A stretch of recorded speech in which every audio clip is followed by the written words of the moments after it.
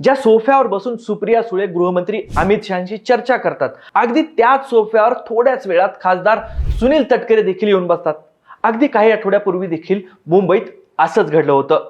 जयंत पाटील हे रात्री उशिरा वर्षा बंगल्यावर जाऊन मुख्यमंत्री देवेंद्र फडणवीसांना भेटले आणि त्याच वेळी तिथं प्रफुल्ल पटेल आणि सुनील तटकरे देखील पोहोचले. कशासाठी झाल्या या भेटी? तर सुप्रिया सुळे या शहांना भेटतात तेव्हा त्यांनी 10 ऑगस्टला आपल्या मुलीच्या लग्नाचं रिसेप्शन आहे त्याचं निमंत्रण देण्यासाठी ही भेट घेतल्याचं सांगितलं. तर ईश्वरपूरच्या नगराध्यक्षांना अपात्र केल्यावरून फडणवीसांना भेटल्याचं जयंतरावांचं म्हणणं आहे. काय योगायोग आहे ना. पण हे फक्त साधे योगायोग असू शकतात का? कारण महाराष्ट्राचं राजकारण आपण बघतोय गेल्या 2-3 वर्षामध्ये केवळ अशा योगायोगातूनच घडतंय, आकाराला येतंय. अजित पवारांच्या निधनानंतर राष्ट्रवादी काँग्रेसच्या विलिनीकरणाची चर्चा कायमची संपली असं वाटत असतानाच आता पुन्हा एकदा अचानक ही चर्चा वेग घेऊ लागली. पण यावेळी निव्वळ चर्चा नाही तर दोन्ही राष्ट्रवादीचं अखेर अधिकृतरित्या विलिनीकरण होणार असल्याची ही बातमी आहे.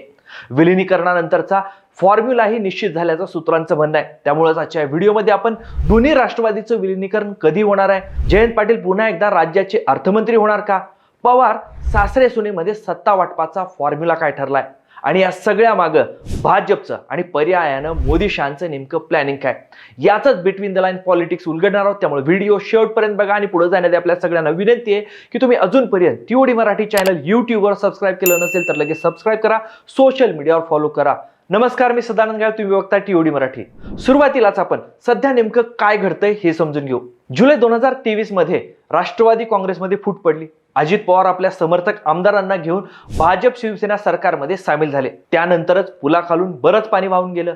आता गेल्या आठवड्यात 22 जुलै 2026 शरद पवार आणि सुप्रिया सुळे यांनी पंतप्रधान नरेंद्र मोदी यांची दिल्लीत मोदींच्या सरकारी निवासस्थानी भेट घेतली. अधिकृतरित्या ही भेट नीट पेपरफुटी, विद्यार्थ्यांचे प्रलंबित प्रश्न आणि शेती प्रश्नावर होती असं पवारांनी स्वतःच ट्विट करून सांगितलं. पण सूत्रांच्या पक्क्या माहितीनुसार याच भेटीत राष्ट्रवादीच्या एनडीए प्रवेशावर देखील सविस्तर चर्चा झाली. पवारांच्या या भेटीचा दृश्य परिणाम काय झाला तर नीट प्रकरणी जंतर मंतरवर सलग 28 दिवस सुरू असलेल्या कॉक्रोच जनता पार्टीच्या आंदोलनामुळे केंद्रीय शिक्षण मंत्री धर्मेंद्र प्रधान यांचा सरकारला राजीनामा घ्यावा लागला. हा राजीनामा म्हणजे आपल्या भेटीचा काहीतरी परिणाम झालाय असा पवारांनी दावा देखील केला. पण या सगळ्या राजकीय घडामोडीमध्ये खरा ट्विस्ट आलाय तो 28 जुलैला. पंतप्रधान नरेंद्र मोदींच्या भेटीनंतर चक्र वेगानं फिरायला सुरुवात झाली. एबीपी माझाच्या बातमीनुसार पार्थ पवार आणि प्रफुल्ल पटेल यांनी देखील दिल्लीत शरद पवारांची गुप्त भेट घेतली आहे. खुद्द पटेल यांनी या भेटीला दुजरा दिलाय. त्यामुळे विलिनीकरणाची प्रक्रिया आता अंतिम टप्प्यात असल्याचं बोललं जातंय. त्यातच 10 ऑगस्टला दिल्लीत शरद पवारांच्या 6 जनपद निवासस्थानी सुप्रिया सुळे यांची कन्या रेवती हिच्या लग्नाचं रिसेप्शन पार पडणार आहे. या सोहळ्याला खुद्द पंतप्रधान नरेंद्र मोदी, अमित शहा यांच्यासह सोनिया गांधी आणि राहुल गांधी देखील उपस्थित राहणार आहेत. या निमित्तानं पवार कुटुंब पुन्हा एकदा एकत्र येणार आहे. त्याचवेळी इंडिया आघाडीतून शरद पवारांच्या एनडीएत प्रवेशाची नांदी म्हणून देखील या रिसेप्शनकडे बघितलं जातंय. मग हे सगळं आत्ताच का घडतंय? या सगळ्या राजकीय भूकंपामागं एक फार मोठं आणि दूरगामी असं राजकीय गणित आहे. ते म्हणजे मतदारसंघ पुनर्रचना किंवा डिलिमिटेशन बिल. गेल्या अधिवेशनामध्ये आपण बघितलं होतं की 2/3 बहुमताअभावी मोदी सरकारचा लोकसभेत अभूतपूर्व पराभव झाला होता. त्यानंतरही मोदी सरकार आता पुन्हा एकदा सध्या सुरू असलेल्या संसदेच्या पावसाळी अधिवेशनात 131वे घटना दुरुस्ती विधेयक म्हणजे मतदारसंघ पुनर्रचना विधेयक आणण्याच्या तयारीत आहे. यातूनच लोकसभेच्या जागा थेट 850 पर्यंत वाढण्याचा सरकारचा प्रस्ताव आहे. हे विधेयक मंजूर करण्यासाठी सरकारला संसदेत 2/3 बहुमताची म्हणजे जवळपास 361 ते 373 खासदारांची गरज आहे. पण सध्या एनडीएकडे एवढं संख्याबळ नाही. अशा वेळी शरद पवारांच्या राष्ट्रवादी काँग्रेसकडे लोकसभेतले 8 आणि राज्यसभेतला 1 खासदार हा एनडीए साठी महत्वाचा आहे. हे 8 खासदार भाजपसाठी अत्यंत कळीची आणि निर्णायक भूमिका बजावू शकतात. सुप्रिया सुळेंनी देखील आधीच मतदारसंघ पुनर्रचना विधेयकाच्या बाजूने भूमिका घेण्याची सशर्त तयारी दर्शवली आहे. देशात सरसकट 50% जागा वाढल्या तर आमचा विरोध नाही असे स्पष्ट संकेत त्यांनी दिलेत. आणि विशेष म्हणजे सध्या मोदी सरकार शिक्षण पद्धती, तरुणांचे प्रश्न आणि बेरोजगारी यावरून अडचणीत सापडले. त्यामुळं या चर्चेचा सगळा रोख दुसरीकडे वळवण्यासाठी सरकार हे डिलिमिटेशन नरेटिव्ह सेट करण्याच्या तयारीत असल्याचं देखील दिल्लीतल्या पत्रकारांचं म्हणणं आहे. एनडीटीव्ही मराठीच्या बातमीनुसार एकनाथ शिंदेची शिवसेना देखील शरद पवारांच्या राष्ट्रवादीला एनडीए मध्ये घेण्यासाठी सकारात्मक आहे. त्यातून त्यांना देखील आपला राजकीय हेतू साध्य करायचा आहे, भाजपच्या दबावाला काउंटर करायचा आहे. मग सध्या विलिनीकरणाचं घोडं कुठं अडलंय तर भाजप हायकमांडने एक अट टाकली.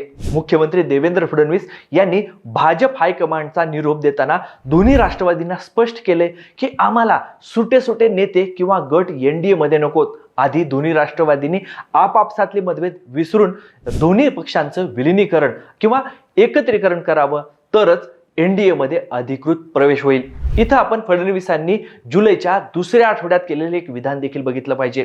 ते म्हणाले होते, महायुतीमध्ये सध्या नव्या मित्र पक्षासाठी जागा नाही, म्हणजेच शरद पवार गटाला स्वतंत्रपणे एनडीए मध्ये प्रवेश नाही, असंच यातून फडणवीसांना सूचित करायचं आहे. आता हीच अट दोन्ही गटांकडून पूर्ण झाल्याचं सूत्रांचं म्हणणं आहे. चालू पावसाळी अधिवेशनाच्या काळातच ही विलिनीकरणाची प्रक्रिया पूर्ण होईल, असं देखील या सूत्रांचं म्हणणं आहे. मग विलिनीकरणाचा सत्ता फॉर्म्युला काय? दोन्ही राष्ट्रवादीचं विलिनीकरण झालं तर सत्तेचं वाटप कसं करायचं, हा कळीचा आणि अत्यंत महत्वाचा मुद्दा आहे. TV9 मराठीच्या सूत्रांच्या मते हे विलिनीकरण करून राष्ट्रवादी केंद्रातल्या सत्तेत सहभागी होईल. यात राष्ट्रवादीला केंद्रात एक कॅबिनेट मंत्रीपद आणि राज्यात अत्यंत महत्वाचं असं अर्थमंत्रीपद मिळणार आहे. सध्या राज्यात सत्तेत सामील असलेल्या राष्ट्रवादीला फडणवीसांनी अर्थमंत्रीपद देण्यास नकार दिल्याचं समोर आलं होतं. अजित पवारांच्या निधनामुळे सुनेत्रा पवारांच्या नेतृत्वातल्या राष्ट्रवादीकडे अर्थमंत्रीपद सांभाळण्याच्या ताकदीचा नेता नसल्याचं म्हटलं गेलं. आता विलिनीकरण झाल्यास जयंत पाटील यांच्यासारखा एक मुरब्बी नेता राष्ट्रवादीला मिळणार आहे. जयंतरावांनी यापूर्वी 1999 ते 2008 या प्रदीर्घ काळात राज्याचं अर्थ खातं सांभाळलंय. जयंतरावांना अर्थमंत्रीपद याच अटीवर शरद पवार गट हे विलिनीकरण करण्यासाठी तयार असल्याचं देखील म्हटलं जातंय. तसंच केंद्रातील मंत्रिपदाचा विचार केला तर राज्यसभा खासदार पार्थ पवार यांना केंद्रात मंत्रिपद मिळावं अशी सुनेत्रा पवारांची इच्छा असल्याचं म्हटलं जातंय. पण सुप्रिया सुळे की पार्थ पवार याचा निर्णय सध्या पेंडिंग असल्याचं देखील सूत्रांचं म्हणणं आहे. पण या सगळ्या विलिनीकरणाचा गाडा एका मुद्द्यावर येऊन अडलाय. तो मुद्दा म्हणजे नेतृत्व कोणाचं, एकत्रित पक्षाचा राष्ट्रीय अध्यक्ष कोण. सध्या अजितदादा गटाच्या राष्ट्रीय अध्यक्ष सुनेत्रा पवार आहेत आणि त्या स्वतःच विलिनीकरणानंतर देखील अध्यक्ष राहू इच्छितात. मग शरद पवार हे सुनेच्या हाताखाली काम करणार की मार्गदर्शक मंडळात जाणार, असा देखील प्रश्न या निमित्ताने निर्माण झालाय. एका फॉर्म्युलानुसार दिल्लीचं नेतृत्व हे सुप्रिया सुळेंकडे आणि राज्याचं नेतृत्व सुनेत्रा पवारांकडे जाईल, असं देखील म्हटलं जाते. मग रोहित पवारांचं काय? दोन्ही राष्ट्रवादींच्या विलिनीकरणात रोहित पवार हेच सगळ्यात मोठा अडथळा असल्याचं समोर आले. रोहित पवारांना विरोधी पक्षातच राहावं आणि भाजप विरोधात आक्रमक लढा द्यावं असं वाटतं. तशी भूमिका देखील त्यांनी स्पष्ट केली आहे. आज देखील त्यांनी ही भूमिका स्पष्ट केली आहे. शेतकरी, कामगार आणि तरुणांच्या प्रश्नांवरून सत्ताधारी एनडीएशी रस्त्यावरची लढाई लढायला पाहिजे, दोन हात करायला पाहिजे, असं त्यांचं मत आहे. शरद पवारांच्या राष्ट्रवादीनं एनडीएत प्रवेश केला तर रोहित पवार हे सोबत नसतील, असं देखील त्यांनी यापूर्वीच स्पष्ट केले. त्यामुळेच विलिनीकरणानंतर रोहित पवार हे काँग्रेसमध्ये प्रवेश करतील अशीच दाट शक्यता वर्तवली जाते. यामुळं दोन्ही राष्ट्रवादी एकत्र आल्या तरी कुटुंबात मात्र उभी फूट पडल्याचं बघायला मिळू शकतं. थोडक्यात काय तर दोन्ही राष्ट्रवादीच्या विलिनीकरणाची लग्नघटिका समीप आली आहे. शरद पवारांचा इतिहास बघितला तर ते नेहमी पडद्यामागून राजकारण करतात, पण या सगळ्या राजकारणात त्यांनी राष्ट्रीय स्वयंसेवक संघाशी नेहमीच दोन हात केलेले आहेत. राष्ट्रीय स्वयंसेवक संघाशी त्यांनी जुळून घेतलेलं नाही. 2019च्या पहाटेच्या शपथवेळी देखील त्यांनी अजित पवारांना भाजप सोबत चर्चेला पाठवून स्वतः मात्र शिवसेना आणि काँग्रेस सोबत सत्ता स्थापन केली होती. आताही त्यांना आपले 8 खासदार आणि आमदार फुटून जाऊ नयेत याची चिंता सतावते. त्यामुळे पवार केवळ फुटून जाणाऱ्यांना भाजप सोबतच्या चर्चेत बिझी ठेवण्याची खेळी खेळतायत की काही वेगळाच प्लॅन आहे, हे येत्या काही दिवसातच स्पष्ट होईल. पण तुम्हाला काय वाटतं? दोन्ही राष्ट्रवादी काँग्रेसचं एकत्रीकरण होईल का? जयंत पाटील अर्थमंत्री झाल्यास गोपीचंद पडळकरांच्या राजकारणाचं फ्युचर काय? आणि सगळ्यात महत्त्वाचं म्हणजे पवार RSS सोबत जातील का? कमेंट करून तुमची मतं नक्की सांगा. हे राजकीय विश्लेषण तुम्हाला आवडलं असेल तर व्हिडिओला लाईक करा, व्हिडिओ मित्रमंडळींना शेअर करा आणि अशाच सखोल विश्लेषणासाठी आपल्या TVD मराठी चॅनलला यूट्यूबवर सबस्क्राईब करायला विसरू नका. सोशल मीडियावर फॉलो करा. हा व्हिडिओ शेवटपर्यंत बघितल्याबद्दल आपल्या सगळ्यांचे खूप खूप धन्यवाद.